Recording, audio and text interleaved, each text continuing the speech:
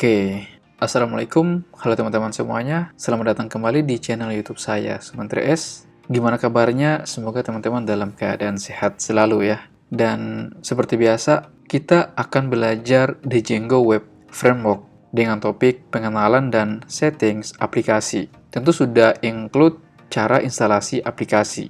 Jadi, Django itu berdasarkan pola arsitekturnya terdiri dari beberapa aplikasi atau apps. Nah, jika teman-teman belum mendapatkan idenya seperti apa tentang pola arsitektur, kenapa harus menggunakan apps, silahkan tonton di video apa itu Django. Link saya sertakan di pojok kanan atas ya. So, mari kita mulai.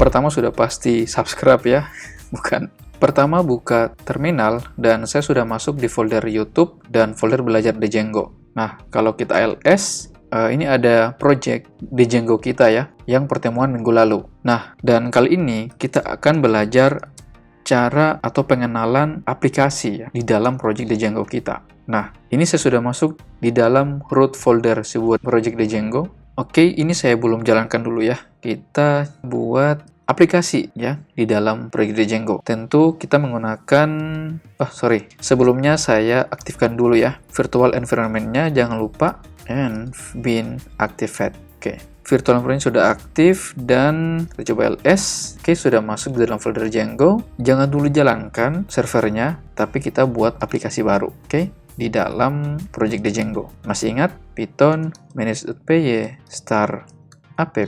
Saya namakan nama aplikasinya adalah blog. Kita enter. Oke. Kalau kita ls di sini, itu sudah ada folder baru, yaitu aplikasi blog di sini. Saya cek foldernya menggunakan perintah tree.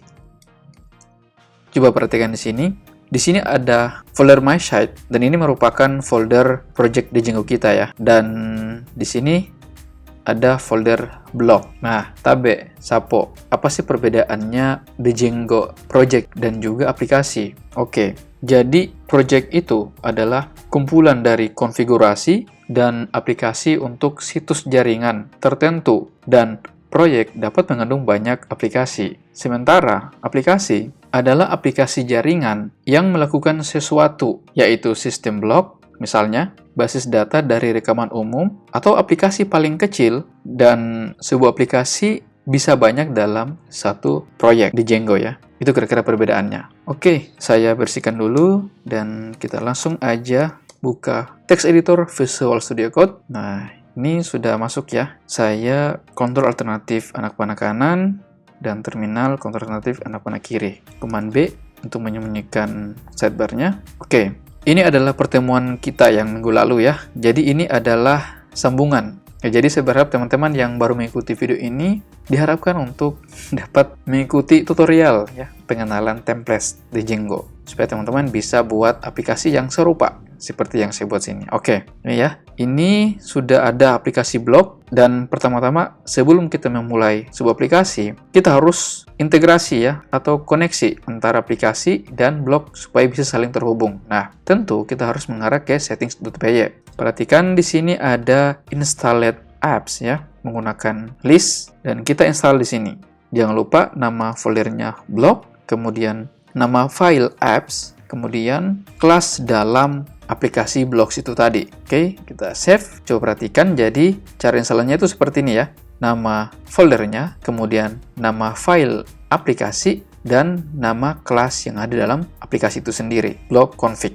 Oke, jika sudah, maka ini sudah saling komunikasi antara project dan juga aplikasi. Lanjut, kita jalankan menggunakan terminal ya, di sini aja. Python manage.py run server. Oke, kita blok dan copy, buka Safari, dan kita pastikan di alamat address ini. Sip. Oke, sekarang fokus kita adalah aplikasi ini, blog ya. Bagaimana blog itu bisa diakses ke dalam views dari project Django kita. Oke, saya izinkan dulu. Jadi pertama, coba perhatikan ya. Kalau kita buat aplikasi blog dengan menggenerate menggunakan perintah Django start app, maka views itu sudah langsung digenerate ya. Ini menariknya. Menariknya kalau kita menggunakan apps gitu. Nah, dari sini kita bisa buat satu function index, kemudian kita request untuk klien dapat request return, render, kemudian request, dan sini kita namakan sebagai block HTML sebagai argumen keduanya untuk menampilkan data ya, katakan seperti itu. Dan di folder template kita buat satu buah file block HTML dan kita namakan dia ini sebagai block sumantris. Satu ini adalah halaman blog. Sederhana aja dulu ya. Yang penting teman-teman bisa paham. Oke, ini adalah views untuk blog. Perhatikan. Dan setelah terbentuk, kita sudah buat template di sini ya. Kita buat link untuk bisa mengakses blognya. Oke, kita buat path. Sini kita namakan blog sebagai entitasnya, nama dari linknya, sehingga ini mudah diketahui. Dan saya namakan di sini sebagai blog views titik index. Jangan lupa koma. Dan kita tentu import di sini from nama aplikasi blog ya, import views. Oke, sebagai yang kita beri nama di sini sebagai blog views. Oke. Jadi konsepnya gini, kalau kita tidak pakai nama sebagai di sini, ini dia bingung mau pilih views yang mana karena ada dua views di sini, walaupun ini adalah punya views project dan ini adalah viewsnya punya aplikasi. Yang jadi masalah karena dua nama views yang sama. Jadi untuk mengakalinya kita ganti namanya sebagai blog views. Paham ya teman-teman? Pelan-pelan, oke?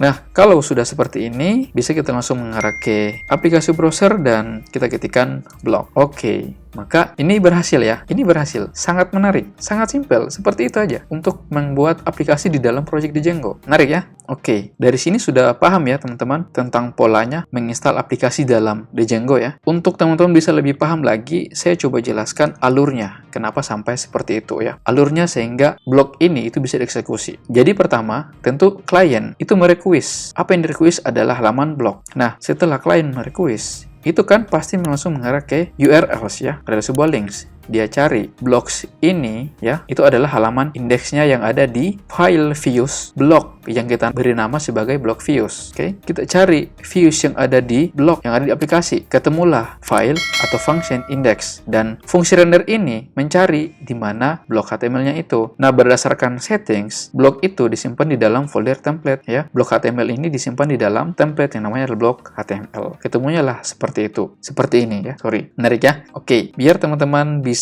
paham lagi ya konsepnya aplikasi, saya buat aplikasi baru. Ingat perintahnya manage.py star app. Mungkin saya bisa namakan dia sebagai kontak ya. Tuh, maka secara otomatis aplikasi kontak atau folder kontak itu sudah dibuat ya, digenerate. Tentu include semua dengan file-file di dalamnya. Oke. Nah, jika ada init seperti ini, maka aplikasi ini dikatakan sebagai paket dalam project Django. Paham ya, teman-teman? Oke, pelan-pelan. Nah, terlebih dahulu ingat selalu settings atau install di dalam aplikasi sini ya. Installed apps. Nah, menariknya di Django itu selalu membuat kita memang itu dengan mudah ya. Kita tidak perlu buat panjang-panjang seperti ini. Misalkan kontak apps, kontak config. Bukan, kita cuma bisa ketikkan kontak seperti itu. Foldernya to ya.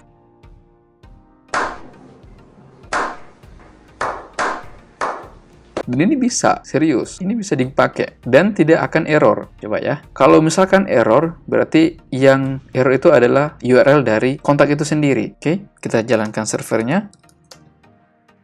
Oke, dan kita refresh. Sip. Tadi mati servernya ya teman-teman ya. Nah itu, jadi memang ini tidak error. Kalau kita request kontak, maka akan error. Kenapa? Karena tidak tersedia URL conf ya. Tidak ada link yang bernama kontak. Makanya untuk membuat linknya itu, kita harus buat di halaman views-nya kontak. Bisa kita namakan sebagai index ya. Request, return, render, kemudian request, kemudian file HTML-nya kita namakan aja kontak HTML, dan kita buat file baru di dalam templates, yaitu adalah kontak HTML. Kita namakan sini kontak address H1, ini adalah halaman kontak. Oke, views-nya kita sudah buat ya, dan juga template halaman HTML, kontak HTML. Lalu kita masuk ke URLs-nya project my site dan kita import di sini from kontak import views as kontak views. Ini bisa kita pilih di sini dan namakan dia sebagai kontak dan ini kita ganti sebagai kontak views. Oke. Dan kalau kita refresh ini akan jalan. Oke, ini adalah halaman kontak. menarik ya, menarik sekali, sangat menarik. Kita coba cari halaman indeksnya. Di sini kita coba buat ini 3. Sip, kita buat bracket di sini. Jadi tanda atau karakter garis miring itu menandakan dia sebagai indeks ya. Home, kemudian bracket di sini kita buat sebagai blok. Ini juga blok. Bracket di sini kontak. Hati-hati penyebutan kontak, jangan sampai salah sebut. Oke, kita save dan kita refresh. Oke, kalau kita ke home, ke blok, oke. Ini berhasil. Kalau kita ke kontak, oke, ini juga berhasil. Sip. Ini bisa langsung aja kita copy dan masukkan ke dalam masing-masing file HTML, kontak maupun blog. Oke, menarik sekali. Cakep. Oke teman-teman, paham di sini konsepnya, bagaimana cara menginstal aplikasi dan membuat views menggunakan templates di aplikasi dan membuat URLs sebagai route untuk klien dapat dengan mudah merequest. Oke, mudah-mudahan teman-teman bisa mengikuti. Ya, simpel aja. Hanya seperti ini konsepnya. Ya, sangat menarik. Jadi mungkin itu aja untuk video kita kali ini. Terima kasih sudah nonton. Jangan lupa subscribe, like, dan share. Karena itu membuat saya lebih semangat lagi untuk membuat video tutorial. Khususnya tutorial di Django Web Framework. Mudah-mudahan bermanfaat dan kita akan bertemu kembali di video seru lainnya. Saya Sumantri S. Izin pamit. Bye.